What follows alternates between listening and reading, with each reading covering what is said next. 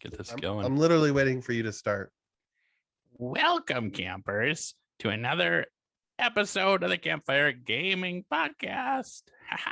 Today's episode, we are gathered around the campfire to go through the psyche of each other, fellow campers, find their brains.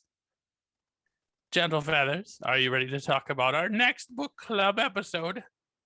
That's happening right now. Psychonauts.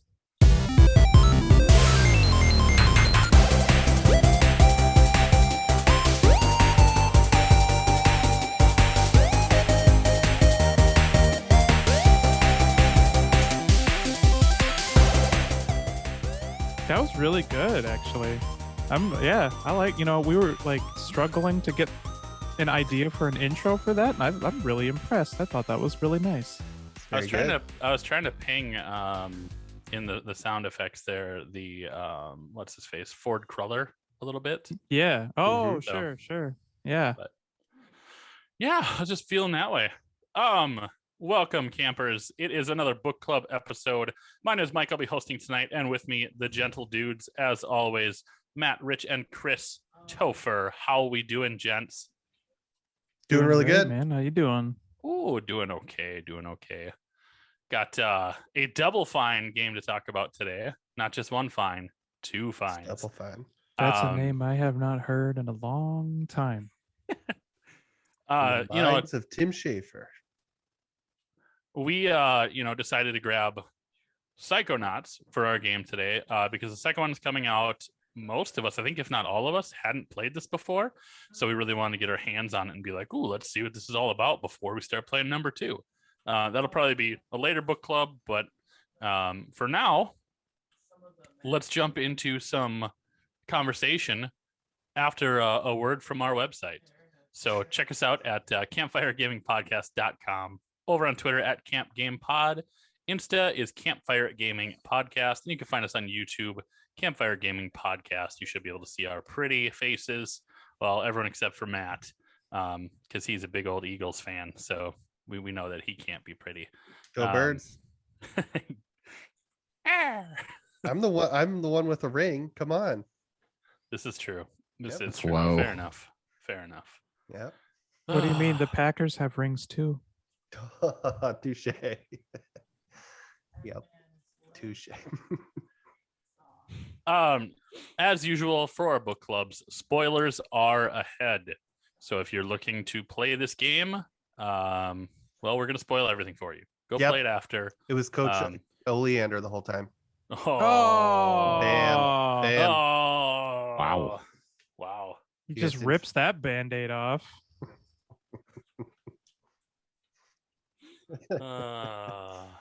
All right, so podcast is over. All right, I feel done. good. Later, guys. Yeah. Matt just ruined it. You're welcome. Spoiler over. I guess that's the whole thing. So Matt, since this was kind of your brainchild, see what I did there? Psychonauts brainchild. A lot of good you want to give us a what quick you did there? synopsis of since we're pronouncing all kinds of words and using words that don't exist. Can you give us a bit of a synopsis? Sure. Hey, but wait.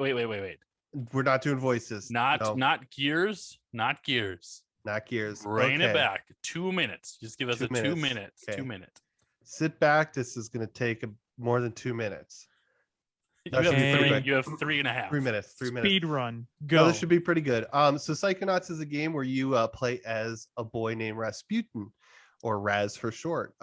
He is part in a circus. His family is in a circus, so he's got all these acrobatic skills, which plays into the game, right? So, but he's got psychic abilities, and he wants to join the Psychonauts. And he runs away from his family and goes to camp, I forget its name, where there's Psy cadets, where they're all training and learning about Psychonauts and hopefully become future Psychonauts. While he's there, yes, Mike. What is a Psychonaut? Psychonaut is somebody who has psychic abilities and is kind of like that I guess they never really said like a government, but like kind of like a spy, and they go around and they fight bad guys with their psychic abilities. Got it. Yeah. Thanks, I Matt. don't think they really went into a lot of detail on that. It's just an organization of psychics. Yeah, I'll do a side like podcast, and I'll just talk. I'll do my 15-minute recap there. No Right? one's going to Fair record enough. it. It's Fair just enough. going to be Matt talking to Just kidding. himself. So while you're at this camp, some strange things start happening as you also, while you're waiting for your parents to come find you and pick you up, you're finding out something strange is happening at the camp, while also learning and being taught by two other psychonauts, Sasha Nine and Mila Vodella, kind of how to use your psychic abilities and own in on that and become better with it. So but yeah, you basically find out something's going wrong at the camp, and it's your job, or ends up kind of being your job. I mean, just you're the last one with a brain and someone that hasn't been kidnapped yet. So yeah, you got to figure out what's going on at camp and hopefully find the brains of all the other kids and stop whoever is taking them. Whispering Rock. It's That's the what name it of the was. camp. That's what it was. Whispering Rock. Summer psychedelics. Psychic summer camp. And Not a beautiful psychedelics. camp. It was very. It was a very nice. good camp. Yeah. I feel like we could have a podcast around that campfire. We could, Probably. yeah. Yeah. So where do we want to start? Right off at the beginning as you enter the first level, or So the some more information about characters? So like, I guess maybe like the levels. Like, so I mean, the game starts out where it's almost kind of a mix of individual levels and a little I guess this came out in April 19th of 2005. So for 2005, platformer game, it's the camp itself is kind of almost open world, right? There's zones, but it's kind of that open world feel. And then the actual kind of levels of the game where you have platforming, you fight enemies, bosses, things like that. You fix people's brains and stuff like that is all done in people's minds. Ooh. Those are kind of your standard linear levels. So what did you guys think about that kind of the design? Again, keep it in mind, obviously nowadays, 2021, there's, open world is very different than the kind of openish area of zone thing that they did. It's not what I expected. I actually did not anticipate a world. I thought it was going to be kind of levels, and you just went through it. I didn't expect there to be that open area, and it actually threw me off a little bit. I was like, I don't know that I want to do like a platformer RPG. It just kind of didn't. As soon as I got to know the lay of the land, though, it was fine. Mhm. Loading, because it's not back when it first released, the loading is quick, so I don't think it hindered anything. It's just a little awkward to kind of like traverse the different areas, and then they didn't really have signage on what was what until you already knew what it was. So like if you saw like a blue sign with 3 people on it, it was like, what does this take me to? I have no idea. Mhm. You go into it and you get a name of what the location is, and that kind of helps you get this is the GPC or whatever, the wildlands, things like Mhm. that. So Yeah, I felt like I struggled a lot on the open world and trying to navigate to where I was supposed to go until we got access to the little cart that we just have to talk to, and it takes us places. But like when you have to go to the asylum, I left briefly to go level up some things, and then it took me forever to realize, how the heck do I get back there? Linda, obviously. Well, I figured it Linda out was inevitably. amazing. How did you get back if you didn't use Linda? Did you like use the bacon, or what did you use? No, I back? just it took me forever to realize it was Linda. I basically traversed, like did laps around the whole map until I finally figured out, oh, I'm supposed to just use Linda and flag her back. Mhm. Okay. No, I You're also talking about didn't- while you were actually on the asylum, not.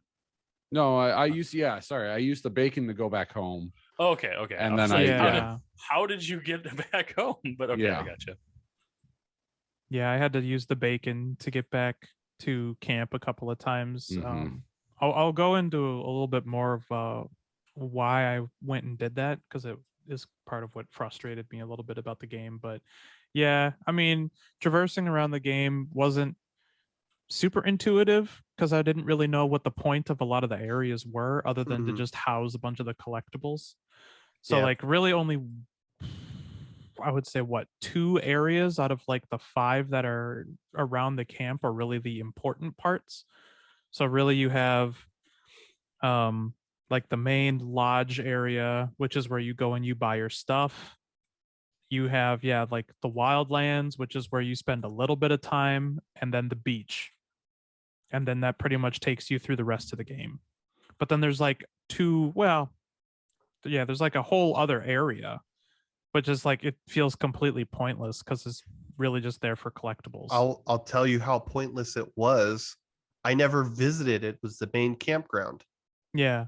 And I the was I the beat the reception game. area. Yeah. Well, the reception area was just kind of that was down by the cars and stuff. That was if you just explored the main lodge area. But um yeah, there was the main campground was where that crueler guy, whenever he was randomly places, right? Mm-hmm. And then kind of the main campfire where the game starts. uh I was just going around doing missions and stuff like that, and I figured, oh, I'll be going back there, just like you go to the wilderness to meet Sasha 9. You go to what is it, the boathouse area or whatever, and you meet Vodella there. And then obviously you go to the asylum via the Linda and stuff like that. But it was like, oh, okay, I'll end up getting over there. I beat the game, and I'm like, okay, well, I guess I never went there. Did I miss anything? And then I guess getting into one of my complaints, they kind of had this open world collectible side of stuff. Once the game was over, you couldn't go back. Now I know in the story, you reach a point where it says, hey, this is a point of no return, but I'll say most games, once you beat it, then you can return. Well, you couldn't do that. And I'm like, okay, well, that's kind of a little goofy because I didn't finish the scavenger hunt. I obviously thought I missed something in that one area. You could have got more side cards, anything Right. else you missed. And this isn't, I mean, even for the genre, that isn't something that's, for 2005 isn't even that new.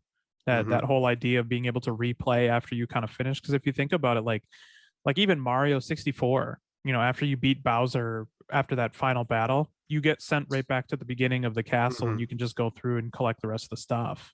Yeah. I think that's the same way with Banjo Kazooie and Tooie as well. So like Yeah. a lot of those old rare games as well, which is kind of what I was like almost kind of making a similarity to this game is that like it was kind of half in that sort of um somewhat open world, lots of levels, collectibles, things like that, but it also had a very linear part to it.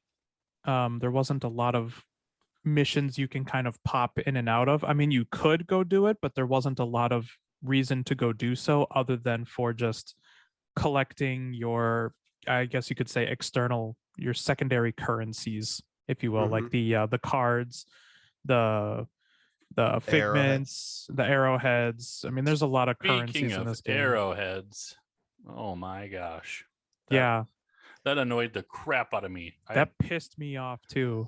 I What did? so there's a certain part of the point of the game where you have to have an item to be able to progress. You have to. You cannot go further without having it. Right. And it costs 800 arrowheads. Mhm. Nothing prepared you. So there was a way to circumvent it and get them quicker, but nothing prepares you or nothing made you really think that you need to get the arrowheads to get this item. There's a lot of like it removes basically like cobwebs in the brain, areas of the brain that haven't been used in a while, things like that. And it seemed like from the beginning that it was just an extra part that you could go back, because you can go back into the levels after you beat them. It felt like it was just an extra piece, and I was like, well, I'm not going to do extras. I just want to get through the campaign, complete this out, get some love through the game. And then all of a sudden, bam, 800 arrowheads. Mhm. to purchase this item. If you what- didn't know to use the like divining rod, you're gonna spend your whole life just picking up arrowheads out of the dirt. Like it What was point of the game could Yeah. you not progress without that cobweb? Milkman The Yep. conspiracy. Yep. Yep, the it? Milkman conspiracy, which that was actually incredibly frustrating because I was running around for a long time trying to actually figure out what the hell I was supposed to do. Because I'm sitting here like, I don't know how to progress any further. Like I can't get into that little sewer tunnel without the plunger that these guys were carrying. And so I'm like, what the hell am I supposed to do? And that was like one of the few times in the game where I actually had to go look up what to do because I was like, I don't know how to progress any further. Yeah, I had to You bust join out, the club. I busted out Matt's Prima strategy guide Yep. because I was just I was so lost. And it wasn't even just that too. There were I actually was playing through most of the game without any of the like secondary psychic powers that you would go back to Crawler for because there was never any indication that there was a reason that I needed to. It was just like almost kind of hinted as like, oh yeah, if you want bonus powers and things like that, you go visit Crawler. Not like that you were going to get gated from progressing through the game. So yeah, we got to the Milkman. I got to the Milkman conspiracy. I get to those vines and I'm like, telekinesis? Nope. Okay, I guess I missed something. So I had to go back to Crawler, get my pyro spell, or my pyrokinesis, go melt that. I went back to the Milkman conspiracy, torched that down, got a little bit further, and then got lost, figuring out, oh, there's actually one of the cobwebs leads to a secret area where you have to go get the item to progress further. And I'm sitting here like what the hell? Like when was this ever indicated that I was going to need this item? As Mike said, like it was always kind of touted as like this is just part of the collectibles. Like this wasn't you weren't required necessarily to go collect a lot of this stuff. But they pull a 180 and then all of a sudden, yeah, actually you do need it to progress the game. See, I never had that issue because I did a lot of like exploring before I go to the net, especially in the open world areas, right? And once I saw that it was 800 arrowheads and then you could use the dowsing rod to find stuff, I went and bought the dowsing rod real quick and I was like, I wonder how fast it is to get 800. Once you have the dowsing rod, it's in less than 10 minutes. I had enough arrowheads. So very early on in the game, I had that. So I had a very different experience than all of you, I'm guessing. I guess Chris is shaking his head too. So I'm guessing he ran into that problem as well. So I got the rod, but I didn't know how to use the rod. Like I had to that right took a before while to you figure out. Right before you sent me the video on it, Matt, I was looking at a different video to be like, how do I even use this thing? Because I'd tap Y and it would like go up slightly. And it's bumping as hard as the controller could possibly bump. And I'm like tapping Y, it's not going. I'm like, well, okay, so it's not using the Y button. Like it's not holding the Y button. It's not any of this. But really, you just had to beat the piss out of the button until it hits the top in order to give it to you. Like it's one of those Mortal Kombat, like tap the button as fast as you can test. And it was like, I don't want to do that until I reach 800. That was super annoying. But once I figured it out, it only took like 10 minutes. Yeah, it was such a strange decision to have it be not enough to do the hot and cold thing with the rod, but that you had to for some reason mash the button a whole bunch of times. Like I don't see the point in why that was necessary. And if they're gonna give you a rod that lets you find like 50 to 100 or 20 or 10 at a time, why put the individual arrowheads out there? And then why make the thing cost 800 arrowheads? That like, was that just yep. No, go ahead, finish. No, I would say it just didn't make sense. Like for me, like design wise, that was just a dumb idea. It's the game overall, I loved it, but there are little design things like that where I'm like, why is this 800? I went through like 80% of the game and I had 100 of them. I was like, no effing way am I going and hunting down. I was going to jump into, before I looked it up to figure out a faster way to do it, again, using Matt's Prima guide, I was going to go back into Sasha's like shooting training spot and just shoot sensors until I got to 800. I was like, this is gonna take me all damn day. Yeah, See, it was just such a weird decision to put. So I don't know. Do you guys kind of agree that it's indicative of a problem when you have to put an item in the game to reduce the grind to get a high cost item in the game that's Yeah. necessary to progress the game? Like that just seems like a bad decision. It should have been something that you were given at some point. Like if Cruller is like, here you go, this helped me with some other stuff. Why don't you use it? Right? Like it should have been an item that was just given to the player instead of being a hokey, grind. Because it was a Right. fake grind. Once you had the thing, there's no reason for it. Like just should have been bad. in like they should have done it in one of the first I'm gonna think so to me Coach Oleander's Battlefield or whatever basic braining was like that was your intro level. So for me something like doing Sasha's shooting gallery or Mila's dance party, like it should have been one of those two that you were rewarded it at the end. Or like their brain is so all like cobwebbed up, right, for whatever reason.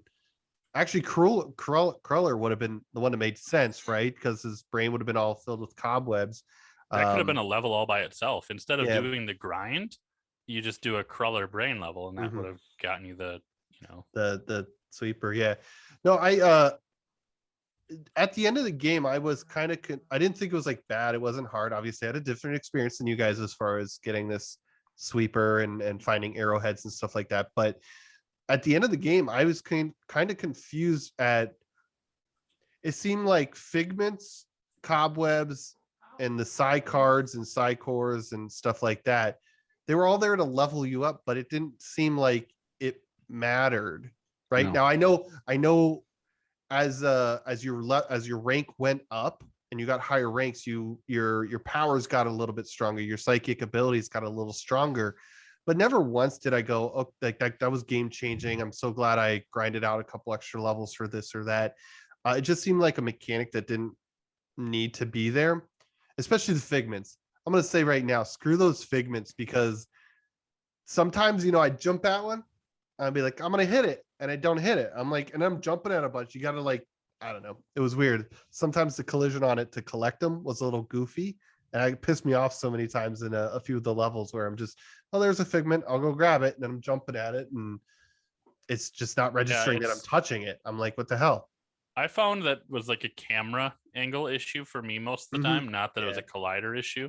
It was more because of the angle of the camera and the distortion of the figment, you jump at it and miss. Well, I started changing the camera a whole bunch. I'm like, oh, I was an inch and a half away from that thing on my screen. Like, there's no way. So, but did they also give you more hearts or more brains? Was that what leveled that up, or was that just progress? No, there was the figments. The figments and the psi cards and the cores and all that. That was for your rank, your psycho camper rank or whatever. Did any of them give you extra hit points? It was I know you get more brains as you go. I just didn't know if that was progression related or if that was based on finding the figments. I thought the golden helmet or the golden question mark, those helped level some of those things up. Because every time I grabbed one, there was 3 things that would level up, and I don't remember which one it was for. The helmet is for your actual lives. But it also leveled up other stuff, because like the golden question mark, I think did 3 different things. Like you could carry more ammo, and there was always 3 things. I never found one. Yeah. Yeah, I forget what those. The other thing that leveled up your brains, and this was more towards the end, was if you found the other kid's brains. Because right at the end before, which kind of was frustrating, because it was fun to go back to Cruller with the brains and have like his little machine there and pop it in, and you'd have like a goofy little conversation with a kid, right?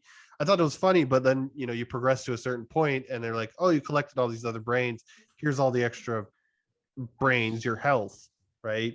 And I was like, oh dang, I missed out on like 5 or 6 because like a ton of them were at the asylum, right? And I was like, oh, I missed out on getting those cool little conversation with the kids as I gave them their brains back. So Yeah, because you get a whole bunch of the kids' brains like right at the end there, like Mhm. right as you're about to go to like the final area. Yeah. And so unless you kind of like, yeah, like consciously think to go back and do that, you just kind of play through the rest of the game and you're just like, oh, okay, we'll just go do it after we're done with this. Yeah. I did get a kick out of that whole idea though, like the plot behind it, stealing all the brains. I thought that was pretty great, especially the first time Raz like grabs onto the kid and looks through his like Yeah. ear hole. It's Yeah. a straight shot. I was like, that's pretty clever. I There's just also I loved the gag that they made about that too, where it was like it was not even like a big deal to them at the very beginning. They're just like, oh yeah, he's just like that. yeah. Mhm. That's just what he's like. I also like how like Dr. Lobato got them all. Which, by the way, Dr. Lobato is first. Like, you think he's the main bad guy. Surprise! I already spoiled it. It's not. But like, I liked how he like whatever sprayed that stuff in the kids' faces and they sneezed their brain out. I was The again. sneeze powder.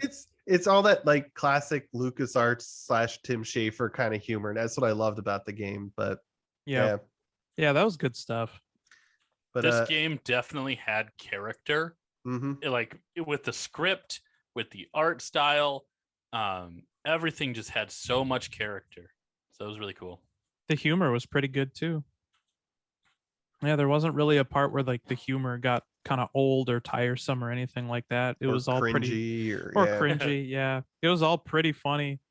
In fact, I think it's some of the humor probably wouldn't even pass today's standards, if you get what I'm saying. It get canceled. Oh, Yes, I they felt- make quite a few jokes at other people's expense that Yeah. would be pretty offensive to a lot of people in today's. I wonder if they kept Age. the same theme. I know, Chris, you've been playing Psychonauts too a little bit. Yeah, but I not am that curious. deep into Okay. it though.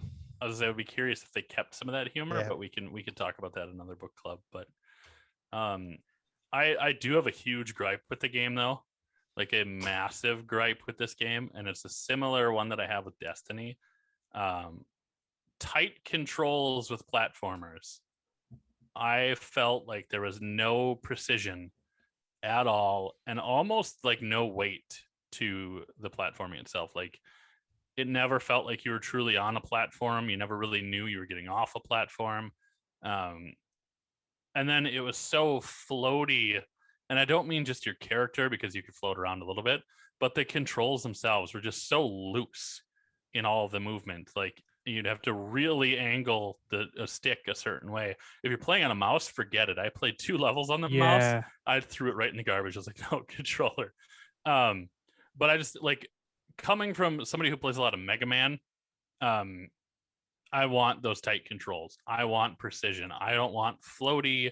You kind of start moving that way if you have the stick all the way over there, and then momentum throws you, extra 10 feet that way. It's just, I really felt like they could have tightened that up a little bit. The controls and the camera are like, I don't want to give them a pass, but I mean, they are definitely did not age well. They were my biggest complaint about the game. As you mentioned with my complaint about the Figments, yeah, I believe a lot of that was due to controls in the camera. I hated the meat circus or meat whatever meat circus level, because that's where you tie all your abilities together and you're doing all that platforming. But the combination of just the controls being just, I played on controller, by the way, so I never experienced it with the terrible PC controllers. But there was just a bunch of times where it's like I died a lot because I'm trying to jump, but the camera kept resetting. Maybe I didn't spend enough time trying to figure out how to turn off the auto center, but it would auto center a lot on me. And then there'd be times where like I jump at something and think I'm there to grab it, and I completely miss Mhm. it. And yeah, just trying to, what was it, the Black Velvetopia level? Like Mhm. that one was not a hard level, but the narrow streets made it hard to sometimes navigate around because the camera would get stuck. Again, these to me are all older problems that have now been solved with modern games, but it definitely was one of the worst parts of the game right now. I'm not saying it's completely solved, but you probably have better controls and cameras now than you did 15 years ago, right? I mean, I do appreciate hearing you guys say these things, mostly because as someone who doesn't play a lot of platforming games, I struggled quite a bit, and I was like, I just must suck at this kind of stuff. But it's good to hear Well, that a lot. it's both. No, Oh, I mean, okay. yeah, yeah. And I mean, even game, if you compared games to some of its contemporaries, do handle that a lot better. Like if you were to go back and play something like even say Sly Cooper, that handled it immensely well. And I believe, if I remember, those controls were very, very tight in comparison to this game. Released around the same time too. Yep. So that was a PS2 title. But yeah, I agree with you. The controls felt really weird, and yeah, I love playing on PC. I've played almost every single book club without using a controller until this one, because yeah, using the mouse and the keyboard felt terrible, which is weird because I thought that this already had a PC port like long ago, like long ago. And I don't know why it felt so terrible, but yeah, like the mouse just didn't want to work and it had like a weird lag to it. That's what I've noticed. It had just like a weird, like even when you were navigating menus, your cursor had just a weird lag to it. And so the sensitivity was all off or something. I feel like the controller had that same bit of lag to it too. I don't know how many, and maybe it's because it's an older game. I don't know how many times I died because of a lack of responsiveness to me pressing the buttons in short order. So when you first get to the monster defense turrets in Fishopolis, you have to kind of like bubble shield, take a couple steps, bubble shield. Well, it wasn't registering my switch between bubble and like karate chop fast enough that it's just like I'd have to hit the button like 6 times for it to get it. Maybe I was just too quick for the game. Maybe it's loading something. I don't know what it was, but several different times it didn't quite engage when I wanted it to. The same thing with like the dance party, when you have to start doing some of the floaty stuff with your aura or whatever it was, your psycho ball. It didn't quite grab every time I needed it to. So it's just shy or just short of what I'm trying to get a hold of to float through, right? So it just the lack of responsiveness also to that tightness of controllers just killed it for me. I wonder if it was some of our complaints. Obviously I kind of chalked it up to it being like kind of an older game. I actually just pulled up Double Fine's games that they've developed, and this was their first game. I'm wondering how much of that was new/small studio and only had so much runway, and they had they couldn't go back and do some of that extra polish to tighten up the controls, the camera, whatever else in the game, right? Wonder if that had anything to do with it. It's hard to say. I mean, you'd have to go back and look at the I'll call Tim up. You have to go back and look at the staff, because I'm sure a lot of people who worked on that game probably at some point worked in industry as well. Like this probably wasn't the first game that they had worked on. But this was, if I remember, was it like Tim left to create this studio from like LucasArts or something like that, right? So again, it's first game, probably limited, they probably brought or hired a lot of people on that had talent from the industry. But it's similar type story potentially with Psychonauts too. Up until Microsoft bought Double Fine, Tim even came out and said they were going to start cutting boss battles because they didn't have enough time. They only had so much runway to finish the game. Could have been just one of those things where the game back then just didn't get that extra level of polish, to bring the controls up to those standards, that some of the other games are, just a theory. Obviously I don't know. I'll give Tim a call and we'll do another podcast where I talk about which I mean isn't so much like, I don't want to bag on the game too hard, because this game was, even for 2005, was really, really good. Even now, I mean, I think that if you just kind of cleaned up some of those like control problems, this game would still hold its weight even in compared to today's games pretty well. I mean, just because like you really could tell that they put a lot of love into like the story, the artwork, like they really put a lot of passion into this project, and it shows because Yeah. like there's quality there. There's a lot of really good quality there. I don't think the story makes much sense, but that's whatever. Like that's It doesn't need to. it doesn't need to. Yeah. It's such a goofy off the wall game that it's just like it can get away with it because it's just such interesting subject matter. You know, you're dealing with like lots of traumas and psychosis and all this sort of stuff that, you know, it's fun kind of going into and, you know, finding some of those things like people's emotional baggage and things like that. Like I love I love that. Yeah, like I love that stuff. That's really funny. That's a really interesting take on it. You know, like the whole idea of like the mental cobwebs and the you know, like people's secrets being locked in little like piggy bank vaults or something like that. It's just that's creative. I really liked those little like flip slide like Yeah, the little vignettes they had. Yeah. Mm-hmm. I thought those are super cool for helping tell the story of like the individual people you were meeting. Yeah. Super cool. So let's give a little background on the individual levels. So we were talking about you're at the camp, right? And you wander around and you're trying to figure out what's happening to all these brains. And at a certain point where Sasha Nine and Mila Vodella, am I right? Vodella, where like they disappear to. And the way the actual individual levels are designed is, to your guys' point, you go into people's brains and you have to figure stuff out. And you know, like it sounded like you guys weren't too big of a fan of the Milkman conspiracy, but I thought that was actually I enjoyed the level. I struggled a little bit at points too as well, but I thought it was so cool when you first meet the Milkman. He doesn't like know where he is. Where the Milkman. You got to go into his head and help clean up his, you know, mental cobwebs and figure out what's going on and find the Milkman. And then when you do, and you come back out of his brain into, you know, back out to, I guess that was at the entrance to the asylum, then he's like, he's him again, right? He's not this deranged guy that's lost and doesn't know who he is.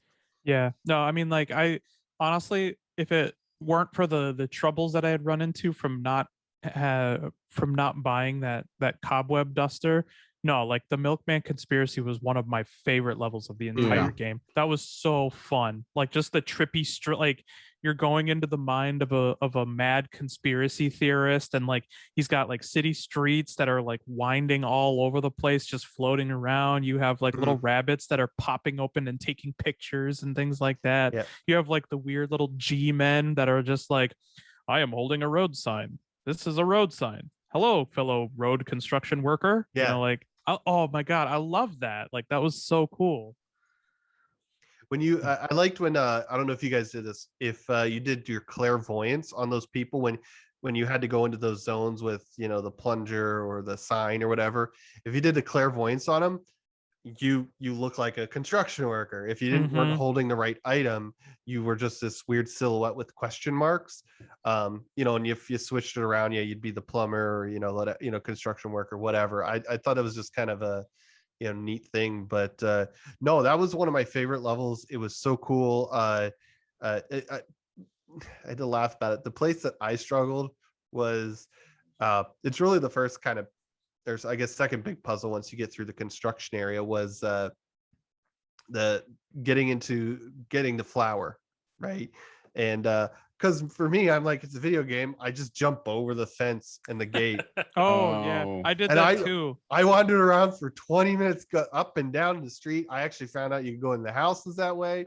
Just looted all the houses. I'm like, where am I supposed to go? And then I walked back over there. I'm like, and like, I didn't even put two and two together the first time. I'm just walking in this area. I had the crow's feather, and I'm like, it's got to be something here because that's the next thing I need is this flower, and it's right there. And then I just randomly walked through the gate opens, cool. And then I was like, hold on a minute. I pulled up the little clairvoyance while holding the feather. I showed the bird, and when you go through the gate, it opens. I'm like, I'm an idiot. I felt so stupid, but yeah. Yeah, fun. I saw that the bird highlighted when you walk down that other path, and I was like, okay, this has to do something with the bird. Let's see what we can do to get this door open with this guy. So I knew it was something with the feather and the bird, but it was just like not once did I go, oh, let me go through this gate. I just always jumped over it. Just always jumped over it. Yeah, because I used and abused that levitate ball. Like I was always using it for everything. So yeah, I saw the gate and I was just like, just jump over that. I got a levitate ball, whatever. Yeah, I don't know. It was a fun level. I actually had the most fun with the dance party. I thought that was I like that one too. I thought it was a good time.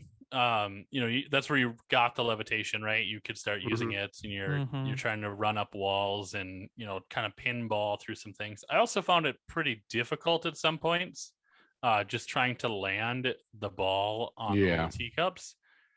What I couldn't figure out is, did the little like flower petals actually propel you higher, or were they just useless, or did they keep you in the cup when you landed? Like, what were they for? Because I thought you get more spring, but I never. I think they were just there to kind of hold you in, help you on the. It was designed, I think, to help keep you on that platform. Yeah, so you instead of rolling roll off. That's what I thought, but I didn't think it helped you launch higher. Okay, I wasn't sure. I was like, I don't think that I'm going higher with this, but I kept missing like the other pedal on some of them by like a hair, like a red hair away from being, on the platform. I like the I don't know why it reminded me of the old Sonic when you're running down the tunnel-y lane things. The race, the race part in that level, it was really cool. I think it was kind of the cool thing about the way that a lot of these levels are designed is they were all unique and kind of had you doing something a little different.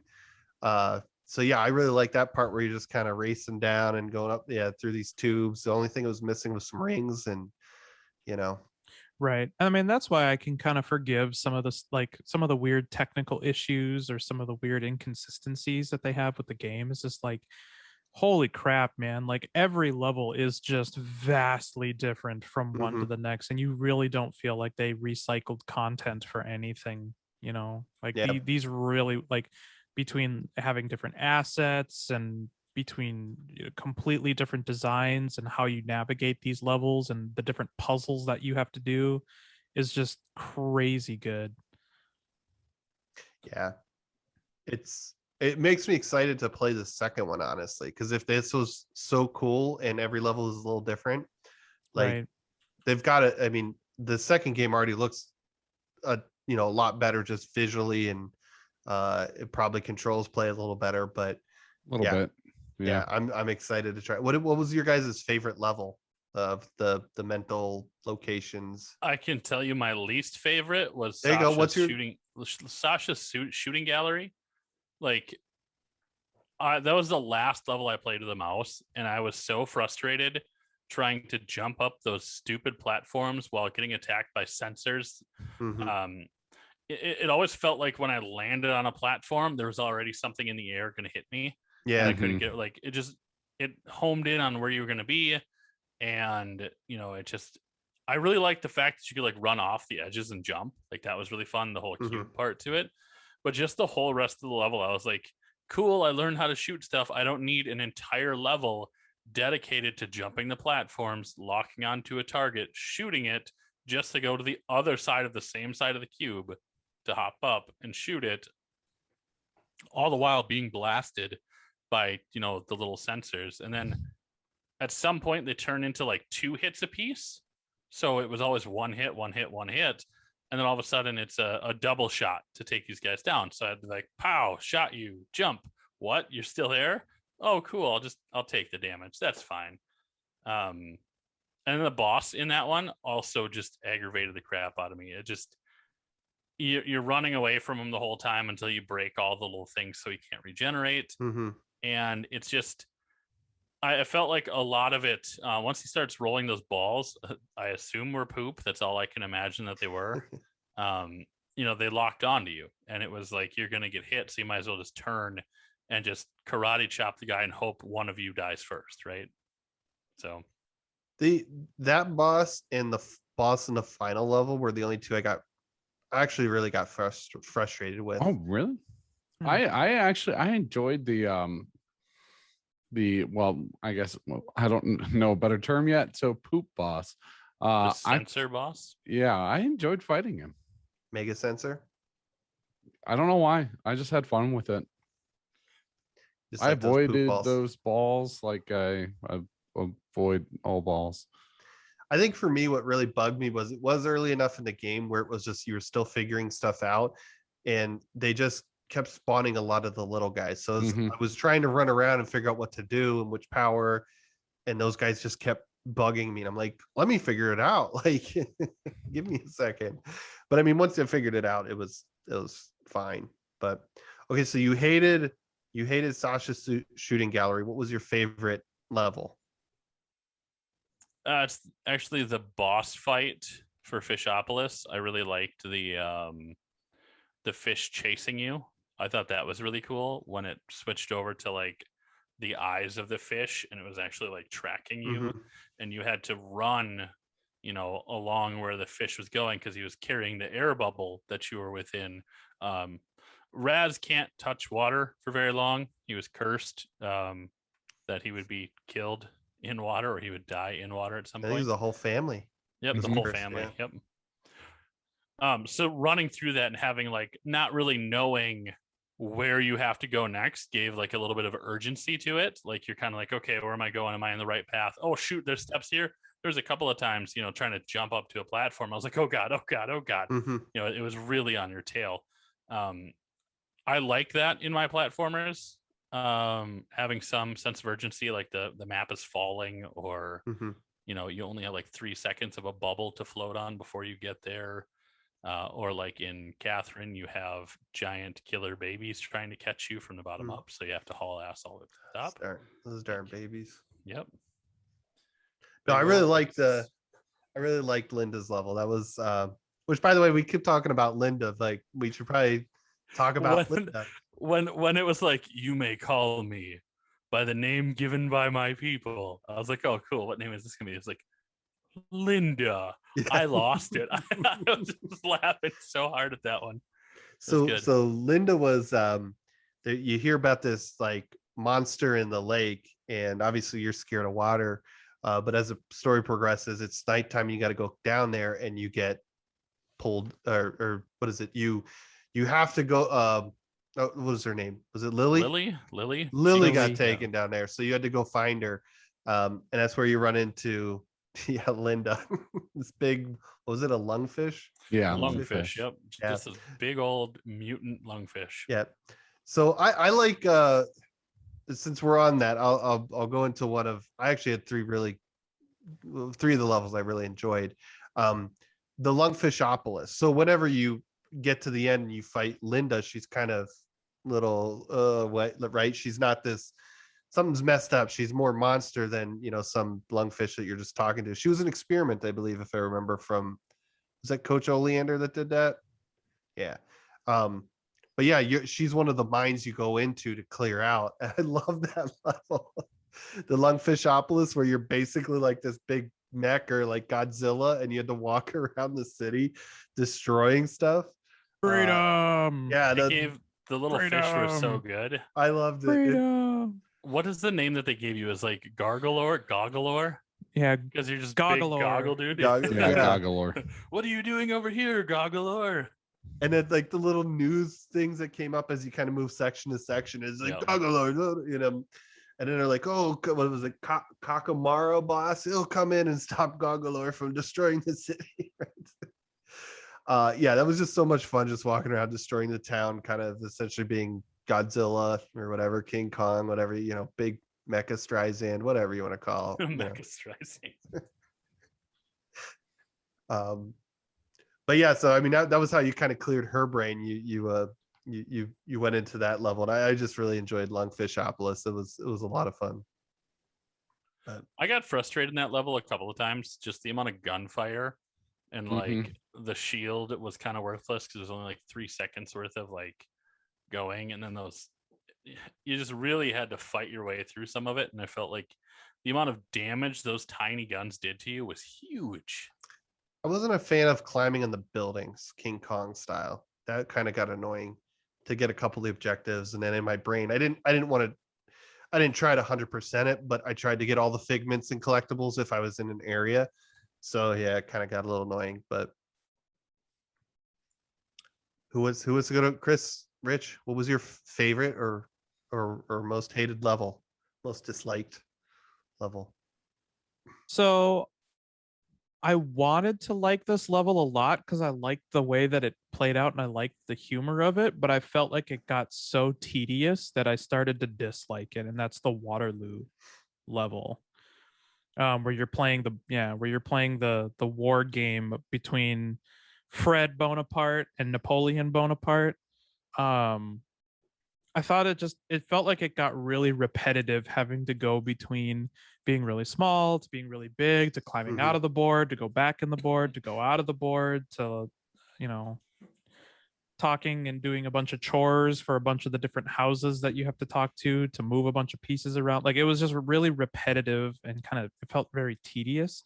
But I still stand by that. I think that the Milkman Conspiracy is probably my favorite level because it's just, there's so much in that level that was just so funny. Like, the whole guy's just, I am the guard.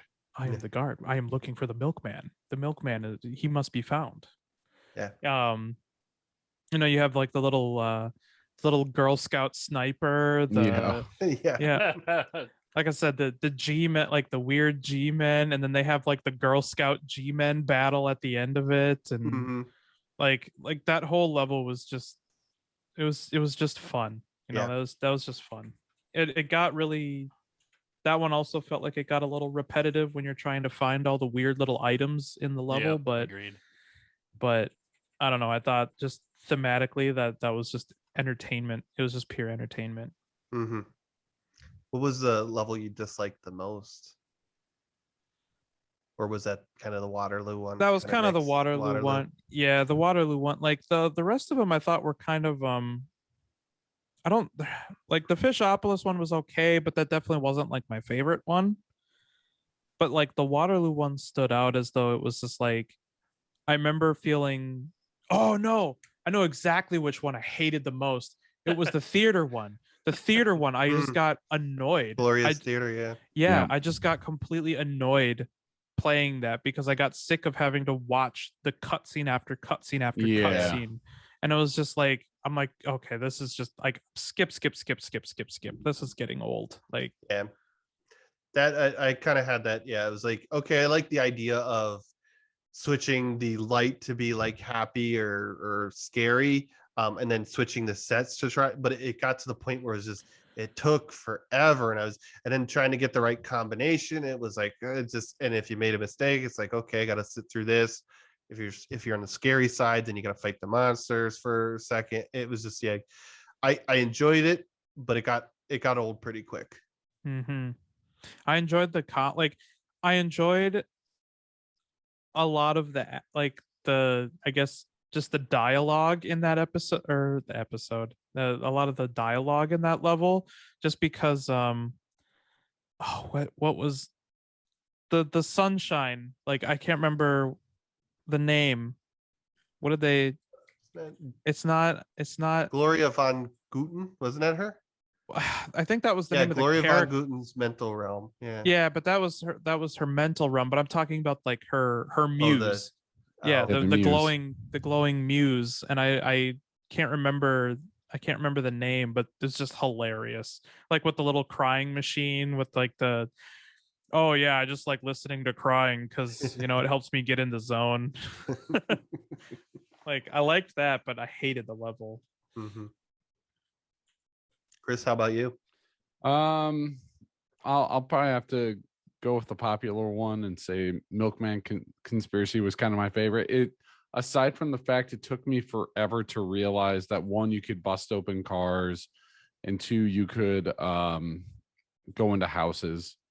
The level design was really cool. Though I will say the boss fight was probably my most frustrating one, because I would, especially in the second half when you have to kind of do the clairvoyance from her perspective, I could never get the shot to hit her. I had to basically walk right up to her and jump at her to get it to work, because otherwise I would constantly be slightly off on one side or another, and it was getting super frustrating for me. I didn't have a lot of trouble with that one. It's mine, because like I switched to the clairvoyance and then I would shoot. I don't know, again. I couldn't lock on, so I didn't know what else I could do.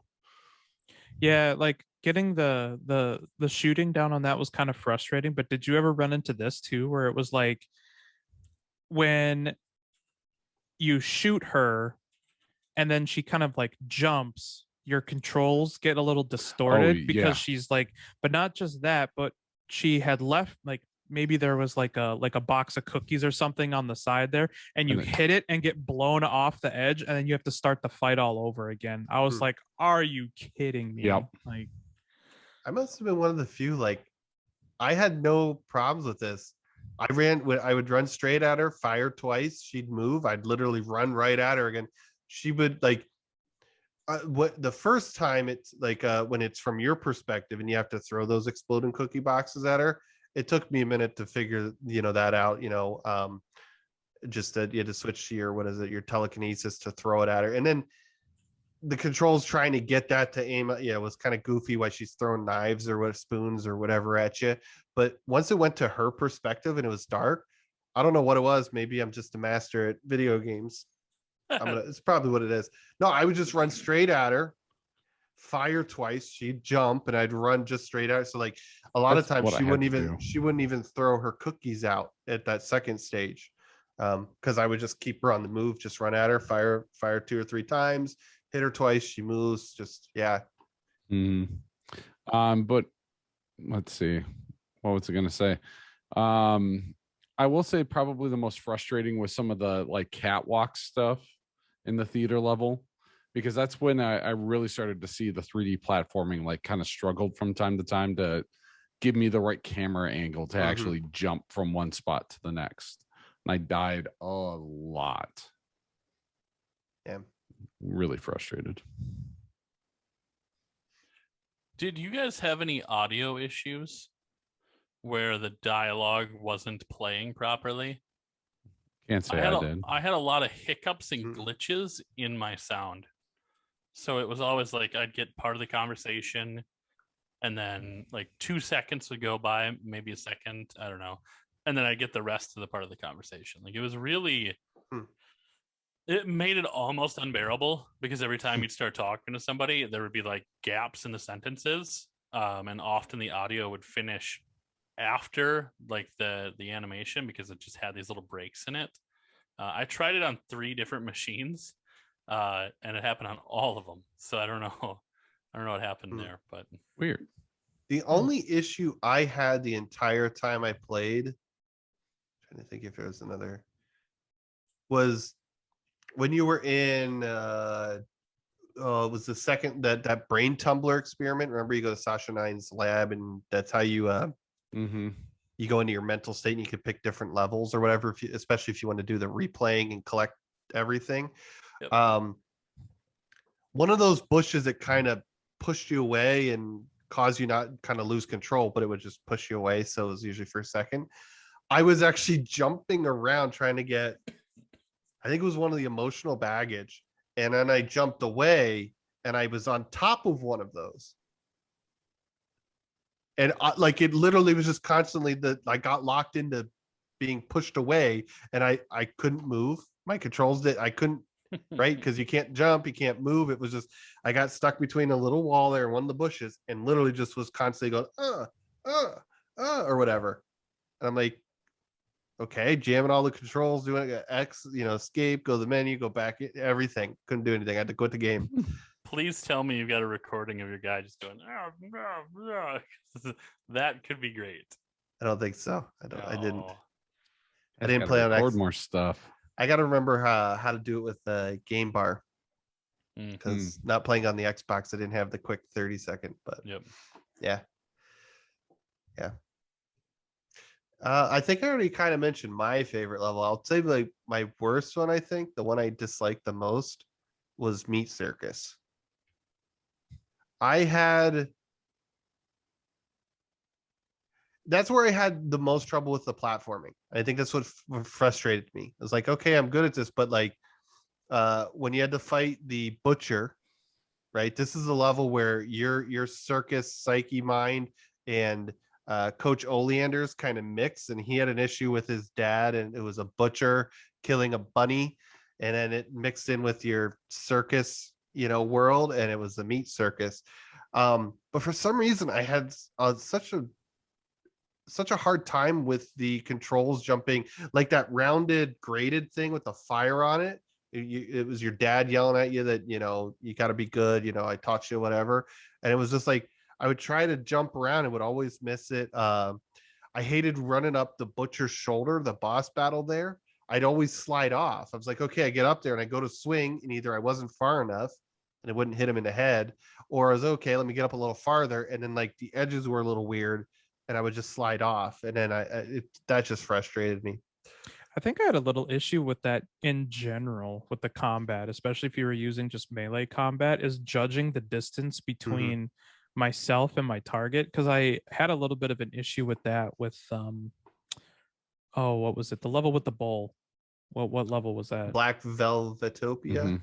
Yeah, yeah. So when you're doing like the little like wrestling fights, which was also hilarious, by the way. Yeah. I loved the wrestling fights. But like doing that, trying to like go in so that I could get far enough in so that they wouldn't grab me, but judging where my swings were, I would sometimes swing, think I'm close enough to hit the target, but then just completely whiff like 3 attacks. I'd run into that quite a bit throughout the game. A trick I found, I think the platforming was kind of all that way. Like if you looked at the different areas when you're jumping from thing to thing, even like it just trying to figure out where your front was or where your base was and what you were going to land on.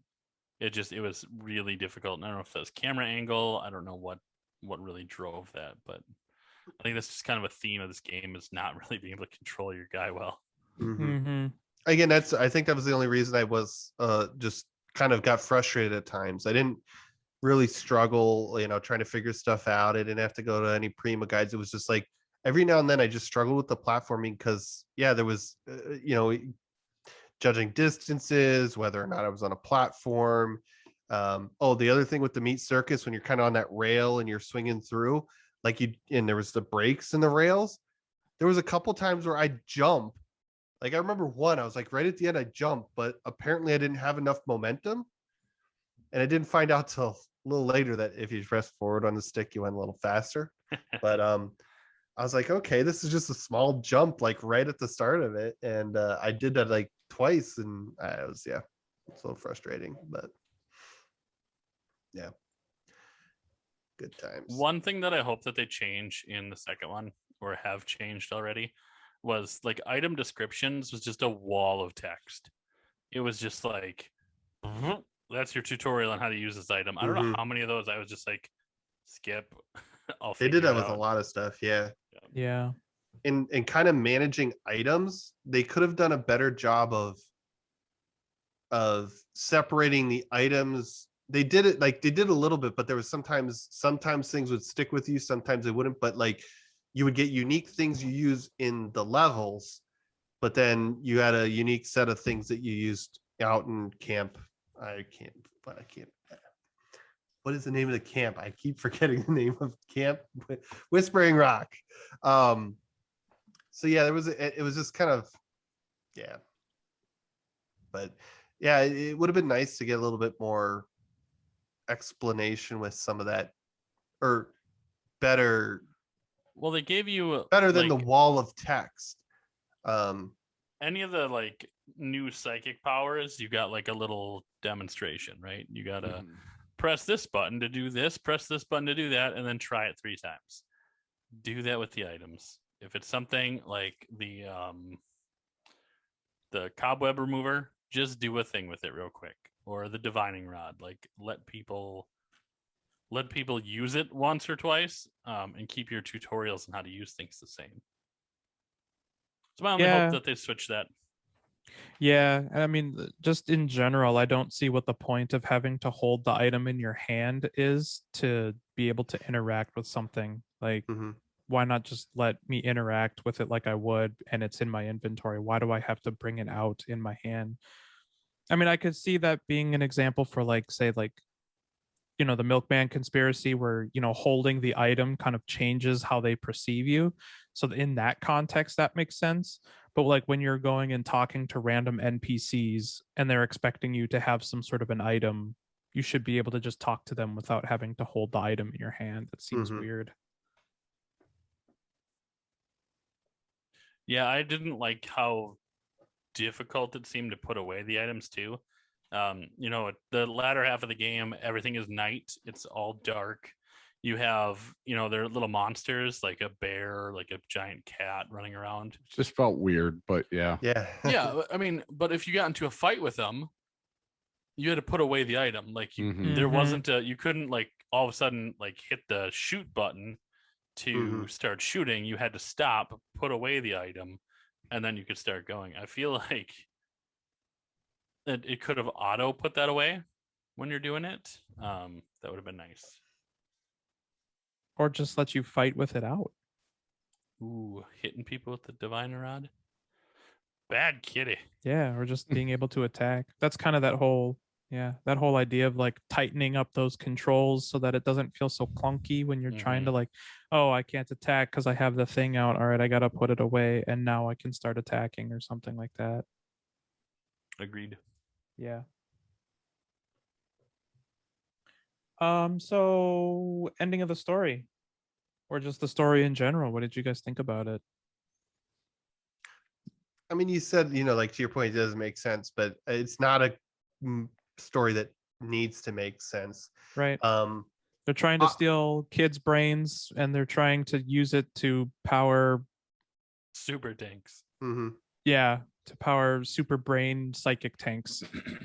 I found the story, it felt a little bit odd, like almost like there was maybe a missing middle part, because you go from Coach Oleander's the basic braining, right? You're just kind of learning to jump and climb and all that stuff, and then you kind of go get a couple of your early psychic powers from Sasha Nine and Mila Vodella, and then all of a sudden, like, everybody's missing and everybody doesn't have a brain. It was like here's kind of like 2 or 3 training levels, learn how to do some stuff, and then right into it, and everybody's like mentally gone, and 2 of the Psychonauts are captured, and like I found that a little bit odd, but overall, I guess even from the start they kind of imply that Dr. Lobato is like the bad guy, but you don't really ever like meet him or anything, right? So like Yeah. that kind of like trick, like Dr. Lobato's the bad guy. Oh, look, it's actually Coach Oleander. It was like, well, they didn't really do much to make Dr. Lobato like this evil bad guy. Okay, there was one point where you saw him steal brain from a kid, and then it was like you never heard from him again.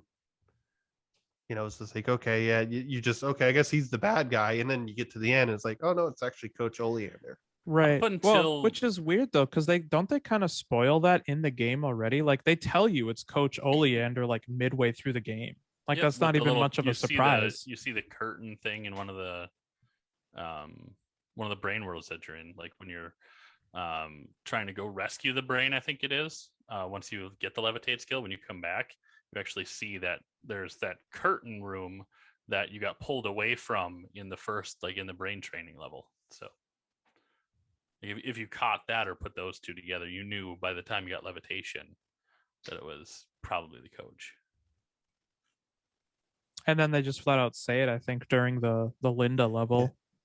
Was that it? Yeah, Yeah. I was trying to remember which level it was, or they're like, yeah, it's Coach it's where Oleander. where you fight him as a superhero because he's got the brain radio tower to try and lure all the Mhm. kids to, like, that's what he was doing with Linda, is he was using Linda to capture kids to bring them to the asylum to suck their brain out. Yeah, that's what it was. That little like fishing trick that it did to grab Lily. Yeah, it was just like, here, Like a pocket watch, teddy bear, a flower. Aha! yeah. Yeah, I like that. But yeah, I mean, story wise, it was pretty fun. I Yeah, don't I know. had It wasn't fun. much of a story, but I think really what a lot of the story was just kind of buried in between everybody's like, psyche of their, Mhm. you kind of get to know a lot of the characters. One of the things I was a little bummed out about actually is that you really didn't get a chance, kind of like what you said, Matt, is that like you go from meeting all these kids in camp to then all of a Mhm. sudden they're gone and Yeah, everybody just vanishes. I would have liked to have gotten to know more of the kids because you could walk around camp and like talk to them, and like there was a lot of really interesting characters there, yeah, but you really never get a chance to interact with them beyond just the little bit that you could before they all vanish. yeah, It would have been nice to hang out with Dugan a little more because I thought he was hilarious. yeah. Or like, yeah, or again, like again, maybe if I made the trek back there, I would have been able to do it. But like, it was a good because that lot the asylum, you get like 6 or 7 of the brains. It was a good chunk of them, and I was like, oh, I'll get back there, I'm sure. And then nope, it was like point of no return. Okay, here's all your extra health because I guess that was the meat circus. Is where they're like, oh, here you have all these brains, turn them in. Now you get extra health. Um, I was like, okay, well, I would have liked to go back and have that little bit more chat with the kids, like I mentioned. So Yeah, because originally, when the way that they were teeing up the game is that's kind of what I thought you were going to do. Like you were going to be walking around this camp and interacting with the kids and putting the little door thing on the kids' mhm. heads and getting into their minds and figuring out what they're like. But that's not what happened. I think the So biggest complaint with the story that I had though, and I should have Googled it to see if you could do it. I was never able to get the lady in the cart, her burger. I I didn't try. Well, if you notice when you go to Crueler in Yeah, the lodge, he's slipping yeah. burgers or She whatever. Yeah. says, "Can you get me a burger when you come back or something Yeah. like that?" Yeah, I did no. did you when you were in that little window, did you ever like sit and linger on purchasing an item or try to purchase something that you couldn't afford? No. No, I don't think so. Cruller makes some seriously rude comments at you. My favorite of all of them is like I click buy and he's like, "You can't afford it. Stop staring at it. Get out of my shop." I was just like, "This is great." I wish like I didn't need it a ton, but the what was those candies you could buy? Oh, were they? Remember you could buy those candies from them that would give you your health back. Again, it was to Oh me yeah, I forgot about those. it was again my own fault because I'm so great at the game. I got the dowsing rod and I got the sweeper or the cobweb sweeper like right at the beginning. So I rarely went back to talk to him again. So later in the levels where I probably should have gone back and bought a couple of those candies from him, I never did because again it was just like kind of like once I was done with him, or once I got that stuff, I was done with him and I didn't really have a reason to go back. Again, my own fault. I maybe should have made the trek back to buy some candies, but um, yeah. So back to the story, I legitimately thought that Dr. Lobato was the bully, Bobby. I thought it was him, like from the future or something, like some way, some shape or form, some weird brain adjustment that it was him underneath that mask, going by Dr. Lobato, angry at the other campers. So up until I found out that that wasn't the case, I was like, that little, like, because you keep having little interactions with Bobby, right? Like you keep running into him with like the fish in the first camp when you're trying to Mhm. learn how to like get through stuff. He's pushing you out of the way. I absolutely thought it was him, just because of the similarities in the way that they kind of shaped him. So Huh. I think that could have been cool. I like how little we learned about Dr. Lobato and how quickly he was discarded. Right. Snope. Small spoiler, he's at least the focus point of the very first level Of 2? Yeah. That's as far as I've gotten so far. Mhm. And Yeah, they made him out to be a lot scarier than Yeah. he ended up being. Maybe that was one of those like design pivots or something like Yeah. that. They just It's kind just of a bait and switch. they were just trying to change something midway through development or something like that. So for the second one, did they like is Mr. Zanato kidnapped? Is that the where it leaves or where it starts off? No, or- that's actually so a VR game came out 3 years ago. That Oh, adventure gets covered there. Got it. Is that The the Rhombus of Ruin. Rhombus? Yeah. Yeah. Okay. Might have Yeah, to which check I that have one out. not played yet. I haven't even looked up to see Is it playable? maybe what you play it on. I'm trying to think that. Again, one of my other, as I mentioned earlier, one of my complaints was there was all these collectibles and it just didn't really feel like you were, especially the Psycores and the Cobwebs and the Figments. Yeah, you were leveling up your abilities. Do you remember the day? Was there a place that you could go look at the list of your abilities and the little things you unlocked for them? Or was it just one of those blurb text screens when you leveled up far enough to upgrade one of them?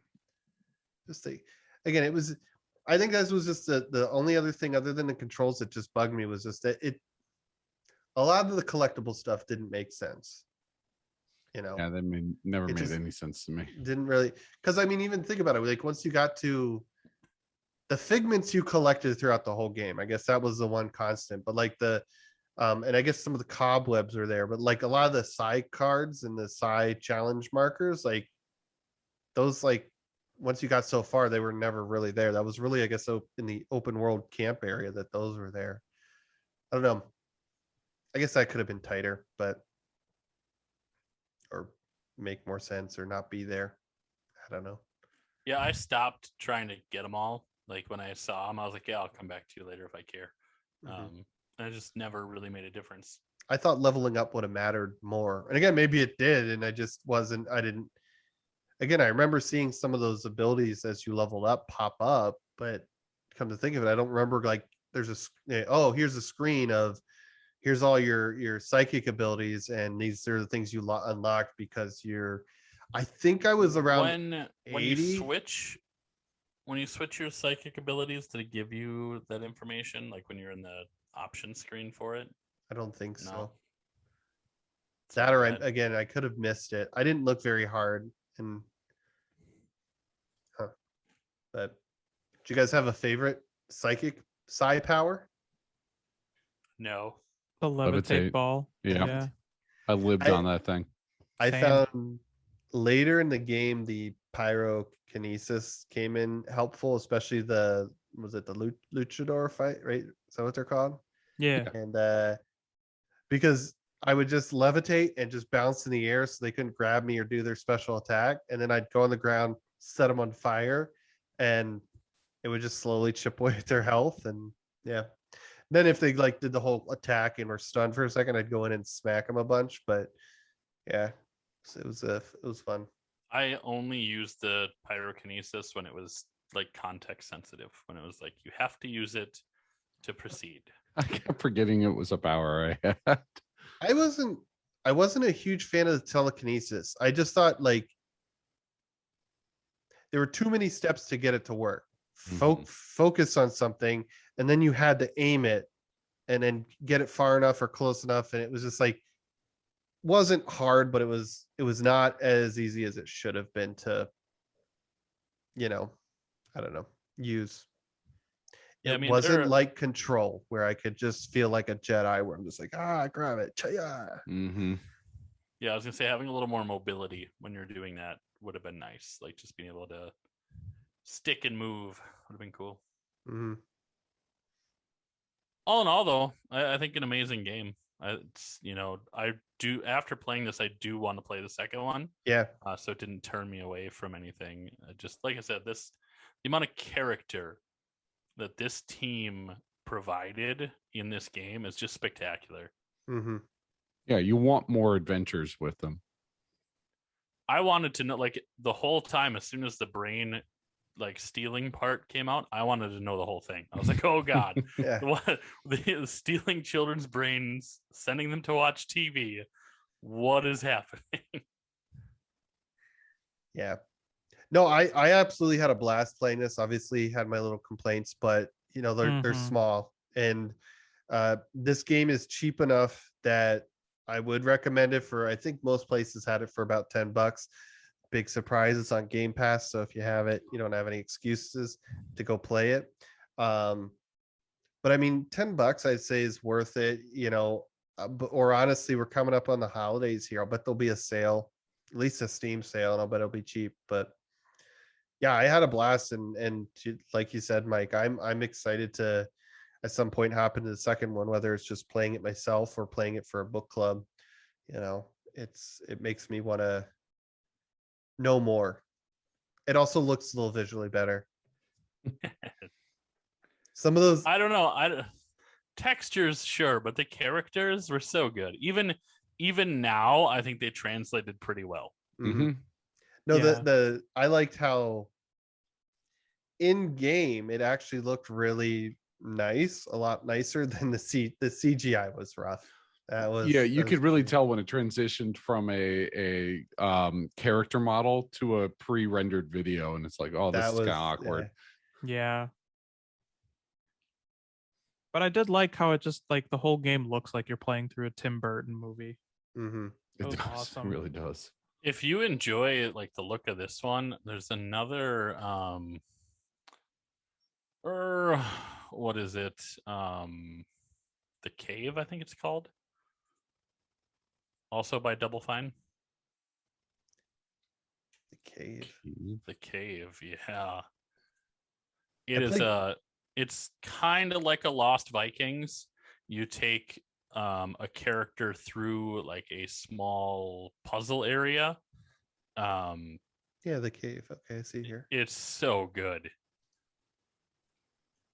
If we're Or talking Double Fine games to play, Brutal Legend. Brutal Legend, God damn, I love that game. and I have never actually played another it. another one that you guys actually might like, but it might be too dumbed down. Is Costume Quest. Costume Quest. That's a fun That one. I was played fun. the first one, was actually pretty entertaining, so I liked it. You played an RPG with a turn-based combat?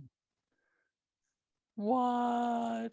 But it wasn't some crazy in-depth thing. That's why I was totally fine with it. And the whole idea that it's your costume is who you are is battling was pretty cool. But we'll have to save that talk for another day. Maybe that'll be a Yeah, that's sad because I know backstory about that game that I yeah. want to talk about. Maybe we'll do a book club of that one. I'd play it again or play the second one. But yeah. What do you guys, I guess Chris and Rich, do you guys already say what you thought about the game and if you'd spend $10 on it? I would. Us platforming issues aside, I mean, the story's really enjoyable. Characters are great. The humor is fun. Yeah, I'd pay for it. I mean, I think that this definitely more than justifies a month of Game Pass. Mm-hmm. Oh yeah. So that was pretty easy. So would I buy it? Sure. Especially if it was on a sale. hmm Yeah. Like yeah. I mean overall, like I said, I thought that this game was really good. There were definitely some issues with it, both kind of technical and weird design decisions that kind of just like make you kind of scratch your head, question like why this. But I mean, with how interesting the game is and how diverse each level is and how funny it is, it's really hard not to give it as much props as it deserves. So yeah, I would say I really enjoyed the game. Also, we never covered it, but at the end of the game, yes, Raz does become a Psychonaut. They do award him They do award him Psychonaut status for being a boss, and then he's basically leaving to go on a mission with Sasha and The whole gang. yep. And you said that was in the VR game is where that takes place? The VR game, you were in the ship riding with them. Yeah, you're solving the mystery of what happened to Lily's dad. and then the second game picks up trying to understand who actually brought Dr. Lobato into this. Who's behind Dr. Lobato? More milkman conspiracies. Yeah. It was the milkman the whole time. Going into his brain was a lot of fun, though. Yeah. I did enjoy it. Sure was. I just love that he just like brought milk bottles of Molotov cocktails. And gotta burn it all down. Gotta For burn it whatever all. reason, saying that the milkman is the bad guy, it brought me to the South Park, the UPS man. Oh, Mr. UPS man. Like him going around doing that. That's funny. Well, I think this game gets a blazing fire from the Campfire Crew. We definitely recommend it. Any other details you guys want to talk about? So I think we covered most of it here on my notes. So yeah. Go check out Psychonauts. That and many of the other Double Fine games. I'm happy that they're still around. Happy Microsoft picked them up, so we can keep getting some more cool stuff like this. Hopefully a Brutal Legend too. Who cares? I have never played it, so I couldn't tell you, to be honest. Oh, you're I missing should. out. I keep being You- told that I should play it. If I nothing just- more, the soundtrack is amazing. Isn't it Jack Black though? I'm Yeah, kind of so tired of him. He's a roadie. It's a good time. Book club, maybe. Maybe. We'll see. It's not on the Switch. I won't play it. Well, Gentle Feathers, thanks for another wonderful book club conversation. Coming up, our next book club game is going to be Bastion. This was a community pick. So thank you again for joining our Discord and throwing your selections for what we should play next into the channel. Usually we just kind of vote on it if we've got a few, and we'll get to other picks as we go. But if you really, really have something you want us to put in a poll. See if other people are interested in hearing the same thing, and we can maybe do some voting from the Campfire group to see what we're gonna play next. So I'm excited to try Bastion. It's gonna be fun. And you all, dear listeners, should play with us. agreed. Well, with that, check us out on our website, campfiregamingpodcast.com, at Twitter, at Camp Game Pod, over on Instagram at Campfire Gaming Podcast, and our YouTube area, Campfire Gaming Podcast. Check it out, drop some likes, and we'll see you next time around the campfire.